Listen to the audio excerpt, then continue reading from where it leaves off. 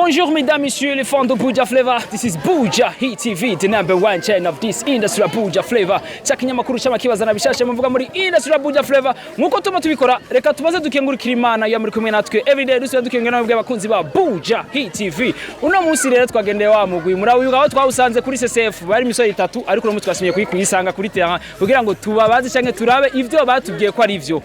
Boss bimeze gute? Namahoro mutama wanjye. Biraza neza. Ni muri cyane turashimira Imana. Ni benshi bakora dukurikirana bifuza kumenya izina ryo wawe. Yego, kwari dukwina cyane akazina kibanye kwa nziza parfait. Aho je nsanzwe ndongo icyo muri nagakaranga Imararungu. Yego. Ni Mararungu muri buka ivyo twaganiriye baratubemere ko tuzobasanga aho bakorera. Ariko byaratugoye imisi yari yatujanye ari baye myinshi ariko murabizi yuko dimanche bitugora ariko twigoye uno munsi reka tuze tubarabe. Boss bimeze gute none mu mugwi? Ni more gose mugwi wacu turashima muze rusangiza kubikogwe ko biragenda neza kuvye kuba bya misi yose uko munavyibonera nta ngorane abakinyi barakomeye twese tumerewe neza kandi akayashari keshi cyane. Ni bamwe mutwe twavuganye ubwa mbere ariko no munsi ntitwababonye bari hehe? Abo bari mwavuganye ubwa mbere bari mu bandi bakogwa nk'abandi uno munsi bikiye ku kivi benshi barimwe muri twebwe no kubateko baraboneka ariko ko muri ngaha ni jewe muri mu rugo turi mu rugo ubakiriye ni wa wundi nyene ni babandi nyene twese turi bamwe ni bwa rukundo muri rusangi twese hamwe. Ikivugo cha Imararungu. Ikivugo cy'iwacu turavuga n'ibikogwa ubumwe no guteza imbere akaranga kwa dufite indamutse iwacu kishura ndi mwirembo hitabiriza ati nashitse ivyo rivyo nyamukuru bituranga ugeze iwacu mukuramutsa niyo ndamutse y'iwacu ndi mwirembo bakakwishura ati nashitse. Ikivugo cy'iwacu n'ubumwe nindero no gusimbataza akaranga. Yego nivyo turabona hari mu imyabaga harimo abana bato biraborohereza kwiri kugorora abana ebana nakazi kagoye cyane ni kuko bivuna gose ariko kubw'impano kubw'ubushobozi n'umwanya n'umwe tsane dufise turabishobora ko dushoboye kose bikajya ku murongo nta kimwe kitanira kabisa. Akajambo gato ikubana batakitaho akaranga nuko numva kagize igihugu cyacu yo icyo ndavyumvise biranambabaza cyane kumva ko abana batiyo batagikora akaranga cyane kabisa ni ibintu bibabaza gose ahubwo je ndasaba ndatumira abavyeyi cyane abavyeyi bafise abana badakunda karanga kabisa barabe bisubire ko bakubita inkoni nyinshi baze mu karanga kabisa bagukira ibintu byinshi bitari bike uravye nkuko kuringa hagoye ko ndaba runezerewe ko nibiga imico n'akaranga by'igihugu ibintu byose bitandukanye n'igihugu byose kuri iwacu nitavyo dukora niyo dusaba abavyeyi kabisa abavyeyi bahimiriza ugwaruka bijukira imico n'akaranga by'igihugu bidukura ngayo kazoshikana handi makaguko akamaro kenshi cyose gutamba twamenyera ibintu byinshi bijanye n'igihugu cyacu cy'u Burundi. Mbega nk'umuntu yaba yifuza gutumira Imararungu nuvuga mu rubanza canke mu evenement vyogenda gute hasabwa iki? Twe mu rubanza umwanya wose baba bose bitandukanye byose twe turagenda ikintu gisabwa n'uburyo turakorera uburyo turakorera ubuntu ivana no kumwe wese abaje dutumbereye n'ikibazo abafise tubakira bose twebwe kabisa.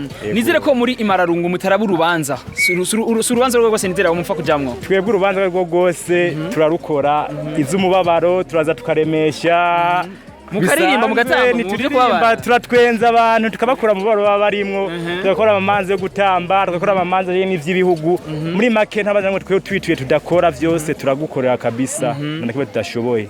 Mbega ni nk'indirimbo z'indirimbo zishasha mugiye gusora canke n'izindi ndirimbo vuba tugiye kubona za Imararungu?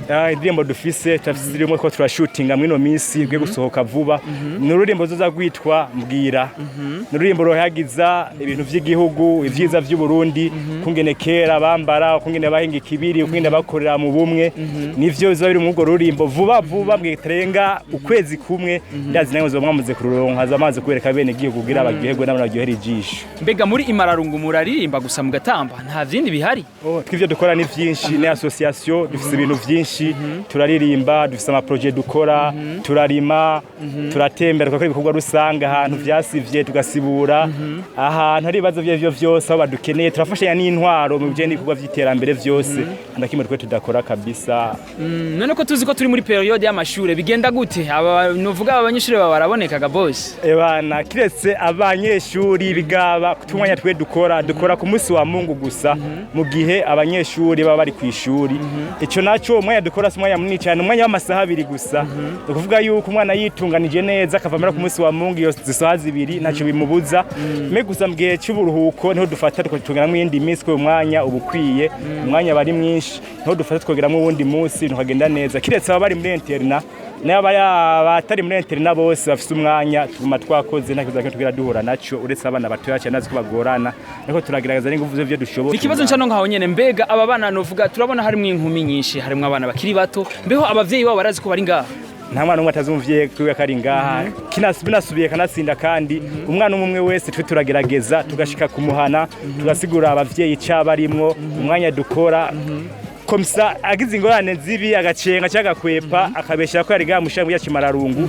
umuvyeyi abaza amasaha umwana bari ngaha abazi n'amasaha atahira abazi igihe tumukenera kugikogwa urumva vyose babiri mu muco nta gifungura kimwe kigira cyo mu bikorwa vy'iwa Kimararungu murakoze cyane boss murakoze namwe turabashimiye akajambo rero gatoyi ku bantu bifuza kuza muri Imararungu yo abantu bifuza kuza muri association Kimararungu amaremba ruguruye aho dukorera ni mu Kamenge ni ku Bafaransa ku bagi 13 bita mirango ya mbere kubatahazi bafata ibarabara RNR ja Bugarama Kayanza cye muri Nord Interieur ushitse kujya 13 uramanuka gatoya ugashikira Ecole primaire aho bita mirango ya mbere ku Bafaransa niko twamenyereye benshi uhageze ibisabwa urabibwirwa amaremba ruguruye nta numwe dukumira yaba umwana yaba ubukuze abapapa abamama bose twe turabakira nako turadukumira amaremba ruguruye ngo turabahaye karibu abadukurikirana bose n'abavyeyi yarungika abana biwabo baze bakora karanga kazeteza imbere imico n'karanga by'igihugu cyacu Burundi yego kabisa yari Buja Hit TV cyakinyamakuru cy'amakibazo rabishashe bavuga muri